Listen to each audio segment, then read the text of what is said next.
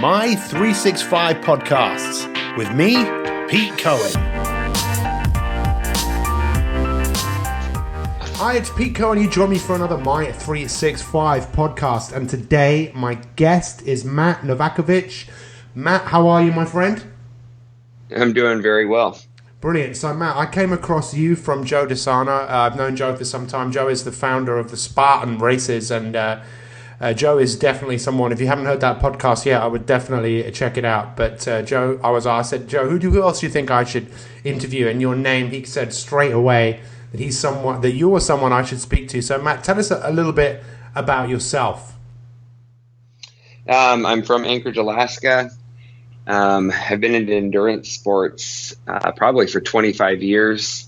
I've bounced around from being a professional cyclist to a mountain runner. I ran the steeplechase in college in track and field, but I've always just liked endurance sports. But I also like a mix of a lot of other sports, team sports. I've tried my hand in boxing, competing up here in Alaska in the last little bit. But I just like a lot of different challenges. I like climbing and running and basketball and just kind of everything in between. Just try to keep things fresh and try a lot of different things that push my body. Wow. So just tell us about the Spartan Races, because you've competed in 40 odd races and you've had 22 victories. Tell us a little bit about what is a Spartan race. Spartan Race was invented by Joe DeSana. It's an obstacle course race.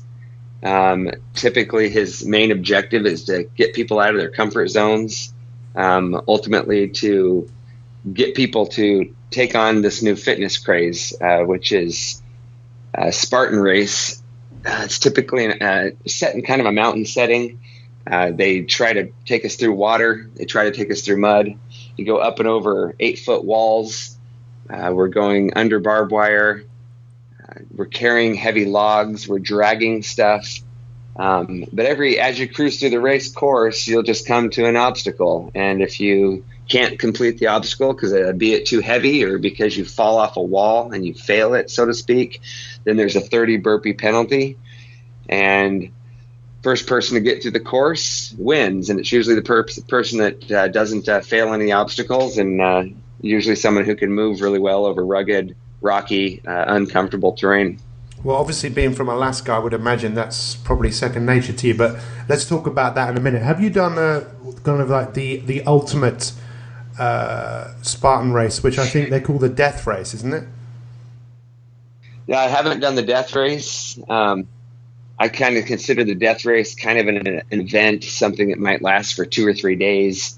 I'm still competitive enough where I really like the head-to-head competition, that high threshold, lactate threshold type race where typically a 90-minute to 3-hour race is kind of my wheelhouse. And that's kind of, I still feel like I'm young enough that I want to race in that kind of stuff where I'm really competing, high heart rate, really pushing hard the whole time. So tell me, because obviously, people like that, I'm a little bit like you. I love to just push myself to the limits mentally, physically. But why do you think you personally like to do that? What is it about pushing yourself to the limit that you like so much? I like to kind of see what I can do and how good I can get at stuff. Ironically enough, my history has been after I feel like I'm as good as I can get in a sport, I tend to switch to something else. I love the journey. I love seeing my body change. I love adapting to different activities, different sports. And for me, that's the challenge. And I if it's a sport where I need to lose 10 pounds to be good at it, I'm not afraid to try that sport. If it's a sport I need to gain 20 pounds or I need to get stronger, be able to lift more, that's what makes me excited. So I really enjoy seeing, okay, you need to do the following 6 months worth of work, and then you'll be qualified to do well in this event. So tell me, where do you think you kind of learned that from? Because once again, it's not the type of thing that you kind of learn at school. So I'm fascinated by your mindset, and I'm fascinated to where did you first realize that you kind of that sort of thing turned you on? I think I learned it, not to be too cliche, but I learned it from failing things. I didn't make varsity sports in high school. I had a lot of things I loved, but I wasn't good at them, but I still loved them. And I had a lot of people tell me no, and I had a lot of coaches say, hey, maybe you should try a different sport. And And I brought that even to the present day when literally 3 or 4 months ago, I, for some reason, had just a really strong desire that I wanted to get into the boxing ring and try these semi-pro boxing experience. And everyone said, "Don't do that; it's too dangerous. You don't have the years of experience." And I thought, that's the kind of stuff that triggers me and makes me say, "No, I'm going to do everything I can. I'm going to surround myself by the best coaching, and I'm going to completely dilute myself and throw myself completely, so to speak, in the ring and get ready for it." But that's how I've always been with my sporting. I'm a little bit of I get a little bit crazy, and if someone says, "Hey, you'd be pretty good if you train 2 hours," I'll train 4 hours. When I was a cyclist, if someone said, "You can't really do it in Alaska because you have too many months where you can't ride," I would get in my garage and I'd put my bike up on a trainer, and I would ride in place for 3 or even 5 hours at a time in my garage. And there's a lot of people who aren't willing to do that. I spend a lot of time on treadmills. I live in one of the most gorgeous places in the world to train in the mountains.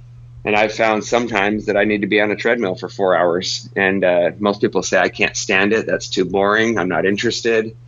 I want to go to the CrossFit gym and get in that really fun glamour workout with 10 or 15 minutes with all my buddies." And for me, I do what I found necessary that works for me so that I can be successful. And I don't ever consider things boring. If it's boring, I just turn the music up louder and grind out even more. It's fascinating. As a sports psychologist, listening to you, my head is thinking, okay, so this is looking to see what drives you, and it sounds like it's like Michael Jordan, not being picked when he was a young boy. It cut him deep, and he said he never wanted to endure that pain again, and he wanted to be able to show the world, well, look what I can do. I heard a story about him the other day when he was competing not long ago, and he just didn't want to lose. He was just saying, "Look, I hate losing." I'm not sure if you're like that, but you definitely have. What is it? Is it the competing? Is it the training? Is it the winning? What is it that really kind of drives you? I think it's the adrenaline. I read once that when a poker player is playing poker, the same dopamine or serotonin, those hormonal releases that happen in our brains, it says the adrenaline release is the same whether you win or lose. And that's speaking of a game of poker where you're getting these ups and downs as you have moments of luck or moments of quote unquote competing against someone else trying to beat them. But I see that in sports too. Win or lose, something happens and changes in my brain that makes it interesting, and it makes me want to come back for more. And if I win, I want to train even harder because I want to win by even more. I want to set a record. If I lose, same exact feeling. I want to train even harder because I want to figure out what I did wrong, what I can change. Can I lose weight? Can I get stronger? How do I change my power to weight ratio? I think in my age, I'm one of the oldest guys in the sport that still gets on the podium. And in my master's division, which I don't consider myself a master, so to speak, I can still win by a lot. I've never lost in the master's division.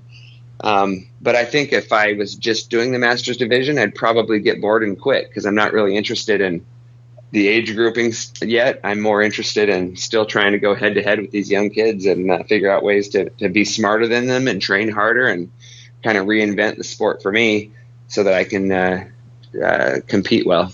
Well, I actually saw a video, and I have to ask you, I saw a video of you on YouTube with the guy, I think it was the night before a race, and there was a challenge between you and a guy who looked quite a bit younger than you, and I think it was for the race which is called The Beast, and you were challenging each other, right?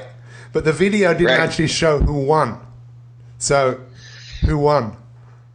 Well, that was interesting. That was with one of my rivals, Hunter, and this is a couple years ago, kind of before we established a friendship. We were definitely wanted to be better than the other guy, and I can't say we didn't like each other, but I definitely say that interview was pretty rough. And I remember Hunter in that interview said, "You'll never beat me. You've never beat me anything.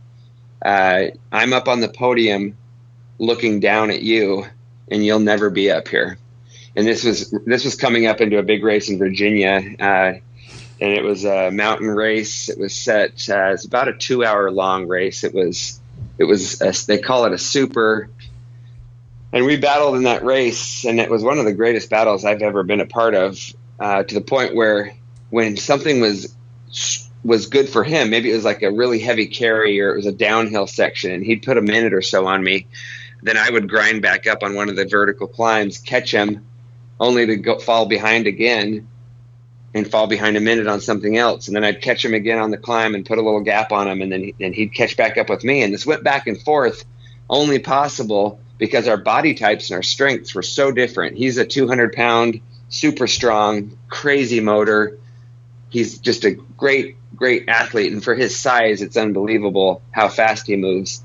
And I'm more of a 150-pounder, more of a climber, really good at grinding out, really clean on the obstacles. And that allowed us to where we'd have these moments where he would get way ahead of me and I'd catch up. And it went back and forth. And this race went back and forth, back and forth. And a long story short, we literally came down to the last set of this gauntlet of obstacles. There's about 5 to go. We had a long section climbing under barbed wire, and then we had to climb up a rope, and then we had to go up a wall, and it was all finishing with this little climb. And I was able to get the victory, and he crossed the finish line, and he fell down on the ground, and I came over to him, and I was wishing him congratulations, and it was kind of an epic picture came from that, where I was lifting him up off the ground and helping him up his hand locked with my hand. And the media grabbed a hold of that initial interview quote where he said, you'll always be looking up at me. And on the contrary, I had beat him in that race looking down at him. And it was one of those things where I almost felt bad for him at the time. But at the same time, we became super good friends and created an awesome rivalry and friendship that came from realizing that sometimes we say a lot of things we shouldn't say. And some of the times I do the same thing where I say, hey, I'm going to win the next race, or I'm going to win world championships. And I don't apologize for stating those goals. And sometimes I get them and sometimes I don't. But for me, by stating them, I'm putting myself out there and I'm making myself accountable. And it keeps me doing the type of training I need to do to state goals like that. Wow, honestly, it's such an awesome story. It's one of the things we talk about a lot around just beliefs, and beliefs are built around your ability to state as a matter of fact what it is that you want even before it's happened, because you can see it, whether it kind of happens or not in reality, it's kind of doesn't really matter. It's the fact that and so many people aren't like that. And just to give you a little bit of background, one of the things Mi365 is all about, it's about coaching people for them to have a better life. 365 days of people being coached, and just trying to show people that everyone has a story to tell. And when we hear stories like your story, maybe I'm sure someone is going to listen to this and go, okay, I can relate to what you said. I'm going to create a different future for myself. And I can understand why Joe's a big fan of yours, because you've probably got a similar mentality to Joe in terms of how far can we go, what can we do, what can we achieve. And I'm really curious just to unpack your own kind of philosophy of how you move through the world. What are your kind of fundamentals? What are your fundamentals around? Let's talk about food, if that's all right. What's your approach to food and the type of foods that you eat? Well, first, let me just generally answer your question, then we can get into the specifics. Great. As you were talking, I thought it was important. I had an epiphany recently where people talk a lot about motivation. And it was an article I read that basically stated that it's not the motivation we're lacking, it's the dedication. And so I'll answer that as we start talking about food and training and other things I do. But I think it's really easy to go to people. I'll go to seminars that I do across the country where I'll meet people and I'll get them all excited and I'll tell them what I do and what I did and how to do it for them. And, like they have this on fire and they're excited and they're ready to roll. And the next morning their alarm goes off and they say, I don't feel that good. I'm not going to do it today. And then they don't. And what it is it's that dedication, that ability to keep on going and keep on trying and keep finding a different way. And those who do that succeed. So that being said, I guess back to the food thing, I don't do anything too crazy with eating, except for the fact that I have the ability to to eat in moderation. I think so many times people wonder what diet works, or should you be doing paleo and eating only nuts, or should you be avoiding all carbohydrates, or is sugar the evil, or is caffeine horrible, or is alcohol horrible? And for me, what I found is it's moderation. If I decide to have a day where I overeat, maybe I have 5 or 6, 7 pieces of pizza, the secret is, by all means, don't do that again the next day, or you're going to add weight and you're going to gain a lot of fat. You're going to feel sluggish and crappy. But can your body get away from it one day? For sure. But I eat pretty normal. Like today, I'm getting ready to go out and do a 3-hour workout, and I'll have a couple packets of oatmeal and a banana, and maybe some caffeine a little bit. And then for lunch, I believe in just having, I'll eat carbohydrates. I'll eat meat. I'll just have something simple like a sandwich. And then as I get into my season, it's important to be not gaining weight, maybe trimming up a little bit. And so maybe at dinner time, if I have a big plate of spaghetti in front of me, I have the ability to eat about half of it and then push it away. And I think that's one of the biggest mistakes so many people make. I was talking to my brother the other day. He's a big guy. He's 350 pounds. And he was talking to me. He says, I got to get serious about losing weight. He says, what diet do you recommend? What do you recommend I should be eating? And I said, that's the problem. You need to stop focusing on eating and start focusing on not eating. And he said, well, I don't want to starve myself. And I said, people are so afraid to feel hungry. And yet that feeling of hunger is our mind and body's way of almost rewarding us and saying, hey, it's working. You're losing a little bit of weight right now. It's an okay feeling to feel hungry. If you feel satiated all the time, you just always feel good, you're either gaining weight or you're certainly not losing weight. But sometimes you have to feel that uncomfortable feeling to make the changes happen that you want to have happen. Yeah. It's funny, isn't it? Because it seems like when we get so many people are comfortably uncomfortable, but they're not uncomfortable enough to make them actually do something where they'd get a result. And I really liked what you said before about, look, forget motivation. It's about dedication. So, what are you personally dedicated to? Are you just personally dedicated to, like you said, to see how far you can go, to see what you can do, see what you can't do? What is it that's kind of driving you? Because it's fascinating. I think what drives me, I mean, of course, we're not talking about family and work. We're just talking strictly sports. But it kind of goes into family and sports, and everything we do. Everything we do has to be focused. And I think as we make mistakes, and the more mistakes we make, that's okay, but we have to improve on those things and constantly be seeking improvement.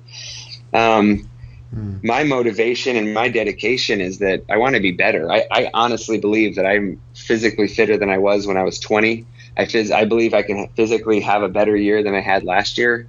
Every year I feel like I can be better than I ever was.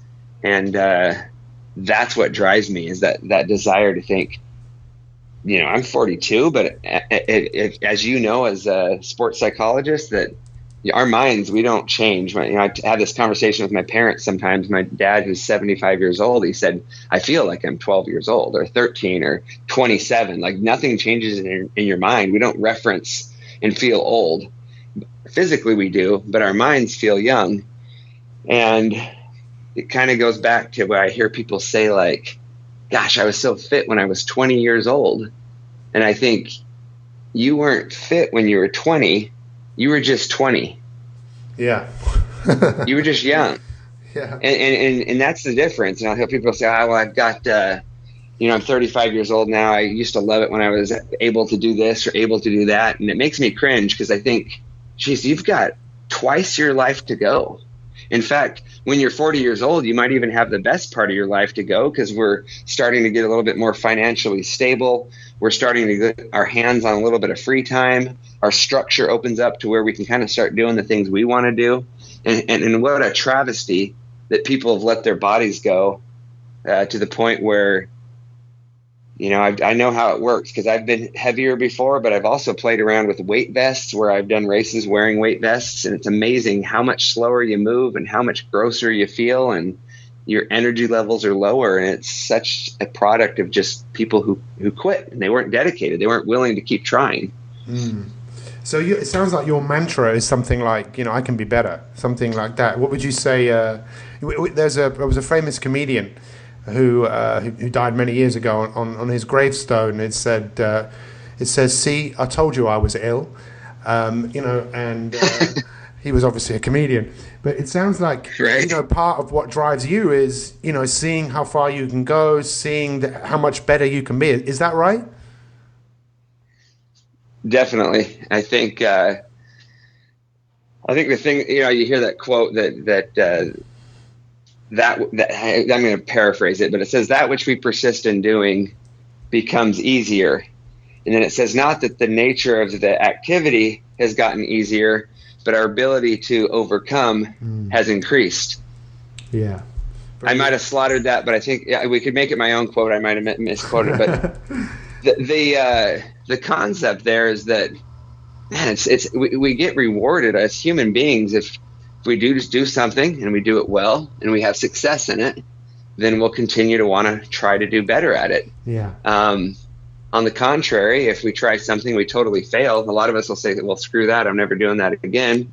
And then there's a rare breed of people, they're called the successful people that exist on this earth, who will say, no, screw that, I can do better. I'm coming back. I'm going to figure out a way to reinvent this so that it works for me.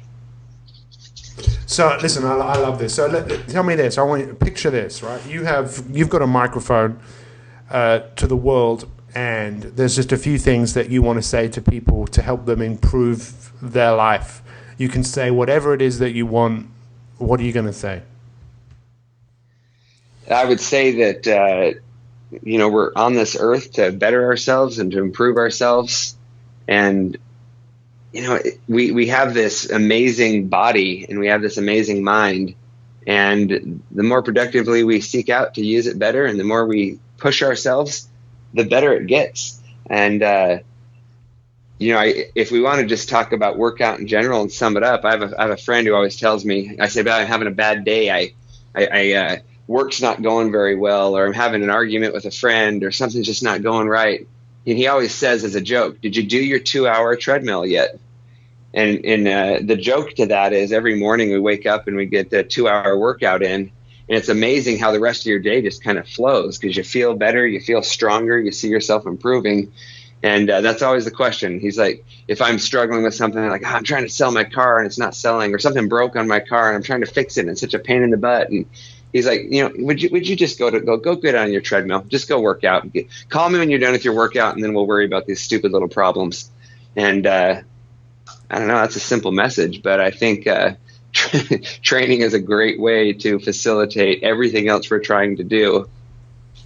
So many people, you think, the body doesn't matter, whatever. So I'm 50 pounds overweight. Well, it matters a ton because mentally you don't feel good, and socially you don't feel comfortable. Spiritually, you feel kind of like, what's the point of life? And it's kind of amazing that how many of us don't realize how important it is to be seeking out taking care of ourselves physically.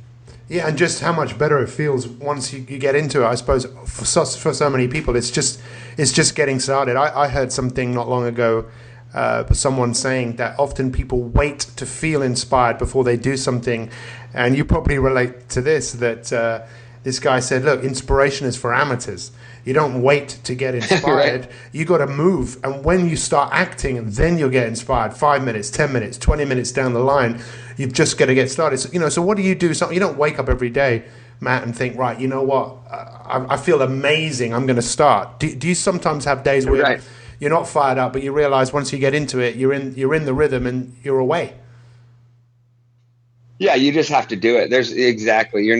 You're never there. I mean, that's like everything. That's the biggest mistake people make is they think, well, I don't want to really start trying until I get the money I want to, until I get enough money. That's when I'll start working hard, or I'm not going to really start doing a race until I'm fit enough. It's like, no, you got to start now. I consider myself, if I take a break and I feel a little out of shape, I feel fit immediately as I start doing it. And within a day or two, I've done it 2 days in a row, then 3 days in a row. And pretty soon you've got 20 days in a row and you've established a consistent pattern.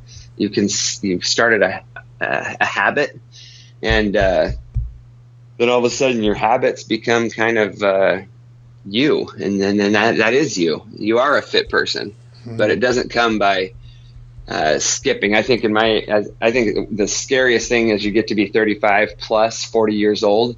You can't skip. If you miss 1 or 2 days, okay, fine, call it a rest day. You miss 3 days, you might take 4 or 5 days to get back to where you were. And if you miss 10 days, you might quit forever. I think it's that scary. I think it's that real to all of us. I think that's so true, because it is honestly like you're starting again.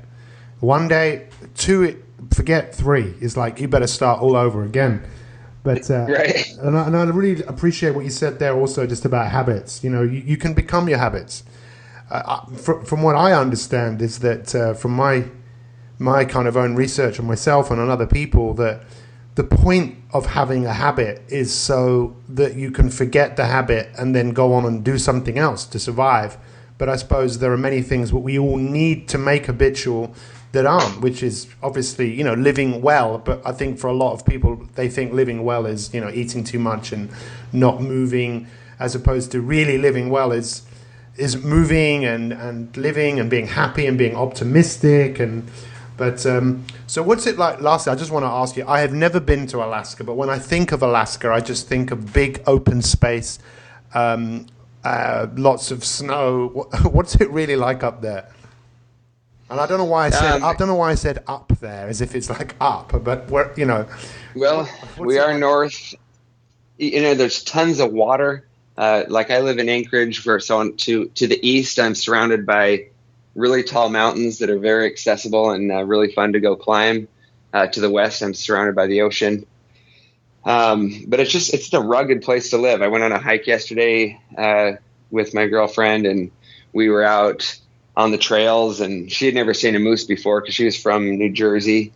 And we're hiking through the trail, and she's like, I've never seen a moose. And I said, well, here we are. And we came down the trail, and someone said, oh, there's a moose up ahead. And moose aren't like dangerous until they are. And then they're really dangerous. They're these huge 1,000-pound plus animals. And as we came around the corner on this run we were on, the people said, there's a moose up on the corner. And so I thought, well, let's get a little closer to this moose because she wanted to see it, wanted to get a picture of the moose. And my dog was with us, and my dog, though basically in a nutshell, if you just kind of jog on through, the moose doesn't care.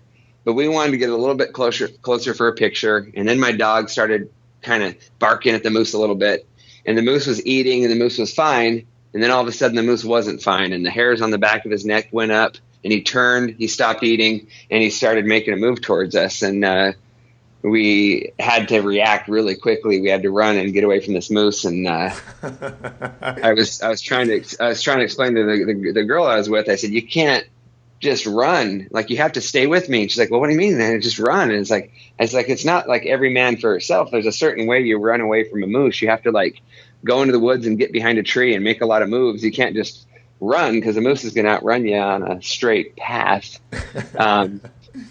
But it's interesting, but that's the kind of stuff I deal with. You'll be out on a run and you'll come into a bear, or I'll be training in my backyard, and literally a bear will break down our fence and decide he wants to come in, and you might have to use a rifle to defend your property or your kids or your dog or your house. It's a really rugged place to be, kind of in the middle of close to a normal city. So weather it's like 70 degrees Fahrenheit in the summertime, and then in the wintertime, of course, it gets very cold and lots of snow, and it definitely has it's an extreme of everything. Right this time of year, the sun's not setting till 11 or 12 at night.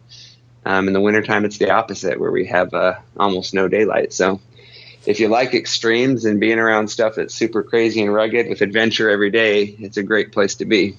Well, I really appreciate your time, and I've taken a good few things away from this interview. And one of the biggest things is you have to state what you want if you want it to happen. You have to be dedicated. You have to get out of your comfort zone, and you have to keep working on yourself because, as you said, that's probably the reason that we're here, is to better ourselves, because it was only through bettering ourselves that our forefathers survived. Otherwise, they would have been eaten by a saber-toothed tiger. You hit the nail on the head. You have to better yourself, because this sounds sad and mean, but no one else is thinking about you right now, thinking, what can I do to help Matt get better or help Pete get better? No one cares. Everyone's worrying about their own selves, and that's not being selfish. It's just human nature. So you have to work on yourself, and you have to be responsible for yourself. Wow. Really, really powerful words. So Matt, if people want to find out more about you, is there somewhere they can go? Yeah, they call me Matt the Bear Novakovich. So I'm really easy to Google search. But Facebook, I do a lot of time on Facebook under Matt the Bear Novakovich. I have an athlete page where I try to offer a lot of tips and things like that. And then Matt Novakovich on Instagram. Then other than that, I'm on TV with Spartan Race, doing those Spartan races and competing every week with Spartan Race. Brilliant. Well, listen, I personally really appreciate your time. Absolutely fascinating. And listen, I wish you well. I've got a few years on you, but you've definitely fired me up. I'm actually going to go out and do some extra movement. I've already moved today, but why not move again? So listen, I appreciate your time. You take care, and I hope to meet you one day. Okay, sounds good. Thanks for your time. Thank you. I hope you enjoyed this podcast. And if you want more free inspiration to optimize your life so you can achieve your goals in all the different areas of your life, then visit mi365.me. That's mi365.me and sign up to 365 days of free coaching with me, Pete Cohen. Thanks for listening and have an awesome day.